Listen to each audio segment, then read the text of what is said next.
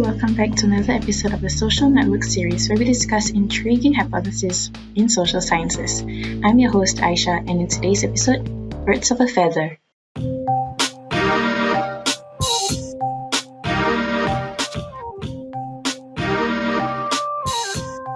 Birds of a Feather is a seminal paper by Macpherson, Smith-Loving, and Cook where they discuss about homophily. Before we dive into the theories, let's first discuss the word homophily. Homophily stems from the Greek words homos meaning same and phili meaning liking. It reflects the idea that individuals are drawn to others who resemble them in some way, creating a sense of familiarity, comfort, and shared identity. In the paper, Macpherson and his team established that homophily is a principle that a contact between similar people occurs at a higher rate than among dissimilar people. This brings us to the hypothesis that we'll put to the test today. Does similarity breed connections, and do these connections impact us in any way? Let's bring this to our research team.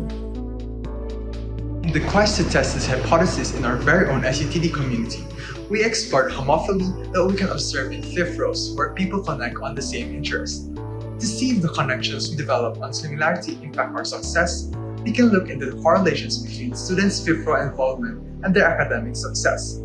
So, will higher fifthrow participation bring about greater academic success? We'll see about that.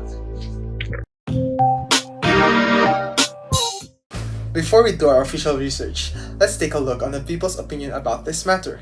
So we asked around some people in this community if they think that fifthrow involvement has some correlation with academic success.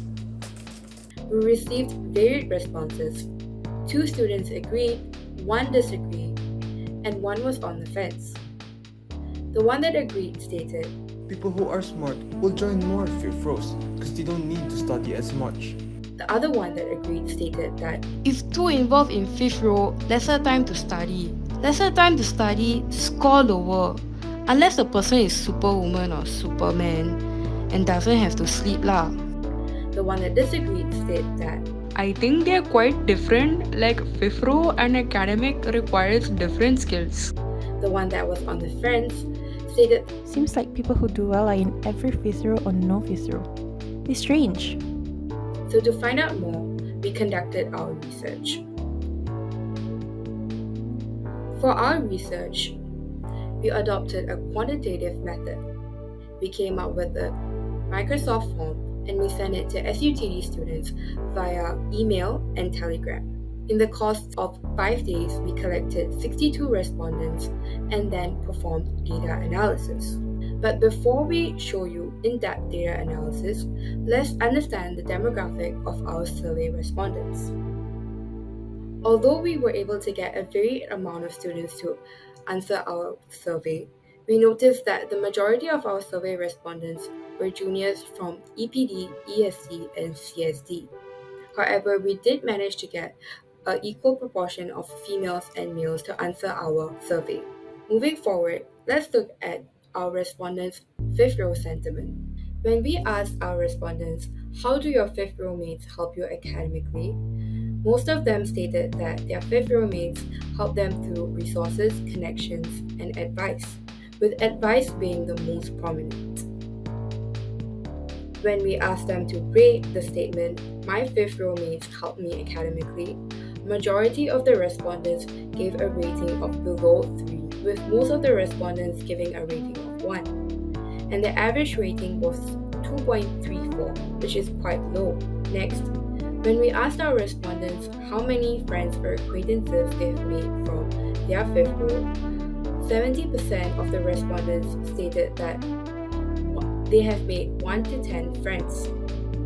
We have found some trends regarding the frequency of participation of a student with their CGPAs.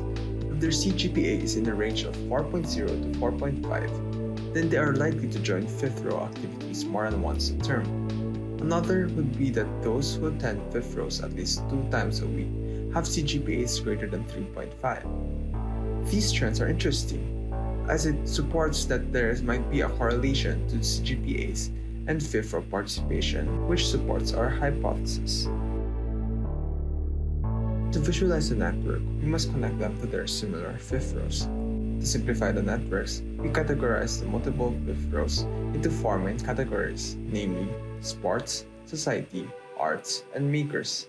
Using social network visualizer, we map the connections between the respondents and made this chart. There are some patterns that can be seen here, but in order to be not biased, we also asked people to check if they can see trends too. Here are some of their comments. Oh, the less than 3.0 sit together. OMG, societies, what are you doing? Why those three people in society, makers and sports spoiling markets, yeah? But, I feel like cannot draw a correlation, eh? Both mixed and sports seems to be having a right linear skew for GPA. Actually, we also found those trends, but there's more to it. Those students that are only in one single fifth row are more likely to have a GPA of 4.0 if they are part of a sports or arts fifth row. For those that are part of a society fifth row, they have the highest proportion of students with a GPA of less than 3.0. For those that are in multiple fifth rows, only the sports and society cluster has students with less than 3.0 GPA. And the most remarkable observation is that those that are from the sports, society, and maker cluster have a 100% rate of 4.5 to 5.0 GPA. Lastly, those that have no fifth rows all have a GPA of higher than 3.0. Concluding our research, here are some pros and cons. The pros of our research was that the data we have collected are objective, and the quantitative nature of the data collected enabled us to easily analyze the network, and it enabled us to observe cause and effect relationships.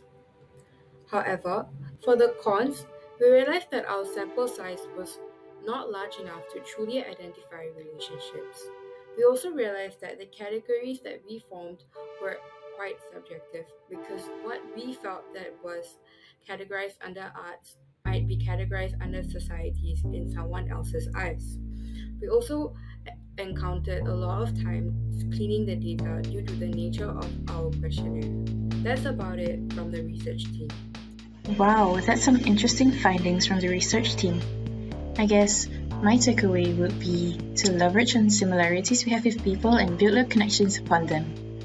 Thank you for watching this episode of Social Network series, and see you in the next one.